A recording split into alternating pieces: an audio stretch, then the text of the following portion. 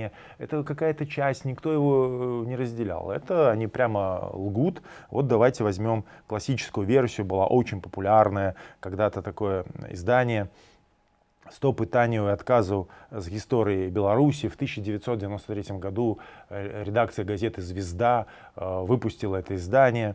Саверченко и Санько были авторами. И вот что там написано. 17-й вопрос.